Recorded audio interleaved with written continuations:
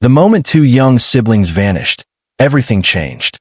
What started as an ordinary day instantly turned into a community-wide emergency, with fear spreading faster than answers. Parents held their children closer, neighbors rushed outside, and a quiet town was thrown into chaos as everyone asked the same question. Where did they go? Before we continue, hit the subscribe button and turn on your notification bell so you can get first-hand updates on this story and others as they develop. In the first hours after the children were reported missing, the focus was clear and urgent: find them as quickly as possible. Volunteers flooded in from nearby neighborhoods and surrounding towns. Law enforcement coordinated large-scale searches, deploying officers, search dogs, drones, and helicopters. Fields, wooded areas, waterways, and abandoned properties were combed repeatedly. Social media became a central tool, spreading photos and descriptions in the hope that someone, somewhere, had seen something. At this stage, hope was still alive. Many believed the siblings might have wandered off or were lost nearby, waiting to be found. As time passed without solid leads, the tone of the investigation began to shift. Search areas expanded, and locations already cleared were revisited. Behind the scenes, investigators started to reassess the situation. What if this was no longer just a missing persons case? That question became harder to ignore when authorities quietly obtained sealed warrants.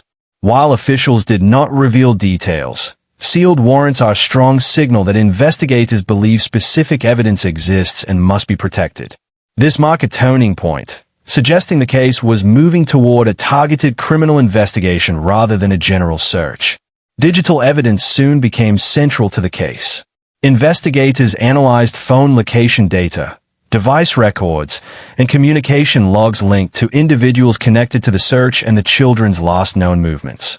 Phones, often carried everywhere, began telling a story of their own. Location data revealed movements that didn't align with public statements or known timelines. Devices showed activity in areas connected to the investigation, sometimes at odd hours, raising serious questions. One of the most troubling developments came when a community volunteer emerged as a person of interest. This individual had been actively involved in search efforts, presenting as helpful and concerned. However, inconsistencies began to surface. Statements changed. Timelines shifted. Certain explanations didn't match digital records. Authorities emphasized that a person of interest is not the same as a suspect, and that everyone is presumed innocent. Still, the idea that someone so close to the search could be under scrutiny deeply unsettled the community. Phone location data added to the concern. Investigators found pings placing a device near sensitive locations after official searches had already ended.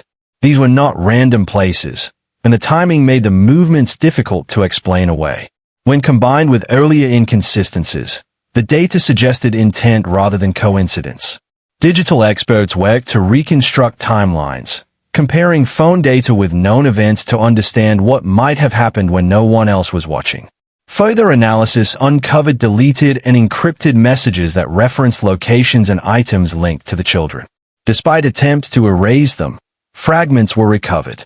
Investigators have not released the full content, but confirmed the messages were significant enough to reshape parts of the investigation. Deleted messages often suggest an effort to hide information, and in a case this serious, that carries heavy implications. Physical evidence soon reinforced what digital data suggested. Trail cameras in remote areas captured late-night vehicle movements that closely matched phone location records. The timing and routes lined up, strengthening the connection between digital footprints and real-world actions.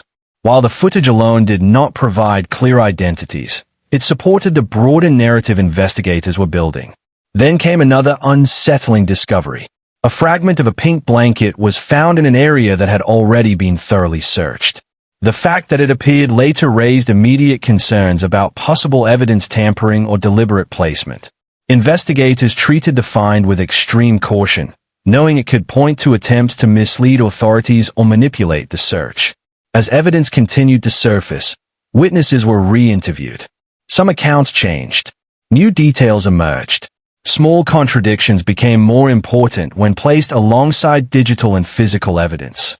Investigators documented everything, understanding that even minor shifts in testimony could alter the case's direction. Throughout all of this, authorities have stressed one critical point: the presumption of innocence. No arrests have been announced, and officials say their priority is building a case that can stand up in court, not rushing to judgment. Every detail must be verified. Every conclusion must be supported by evidence. This case began with 2 missing children and has grown into a complex investigation involving technology, human behavior, and difficult questions about trust. The community remains desperate for answers, and investigators continue working methodically behind the scenes. What happens next will not only determine accountability, but also ensure that the truth, whatever it may be, is finally brought into the light.